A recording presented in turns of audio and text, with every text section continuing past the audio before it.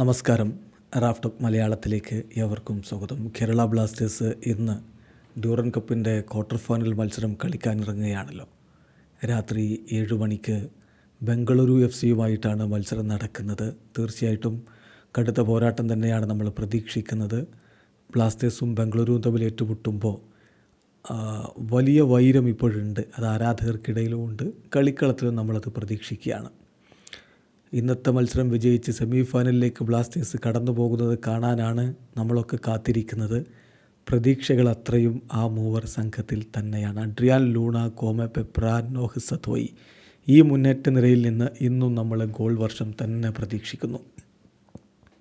ബ്ലാസ്റ്റേഴ്സിൻ്റെ പ്ലേയിങ് 11 എങ്ങനെയായിരിക്കും നമ്മളൊന്ന് പ്രഡിക്റ്റ് ചെയ്താൽ, ഗോൾ കീപ്പറായിട്ട് എന്തായാലും സോംകുമാറിനെ തന്നെയാണ് പ്രതീക്ഷിക്കുന്നത്. ഡിഫൻസിൽ മാറ്റങ്ങൾ ഉണ്ടാകുമോ എന്നുള്ളത് എല്ലാവരും ഉറ്റുനോക്കുകയാണ്.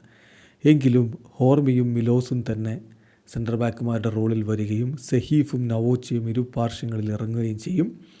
മധ്യനിരയിൽ ഡാനിഷും ഫ്രെഡിയും ലൂണ പ്ലേ മേക്കറുടെ റോളിലുമാണ് നമ്മൾ പ്രതീക്ഷിക്കുന്നത്. മുന്നേറ്റങ്ങൾ നയിക്കാൻ പെപ്ര, നോഹ്, ഐമൻ എന്നിവരും ഇറങ്ങുമെന്ന് കരുതുന്നു.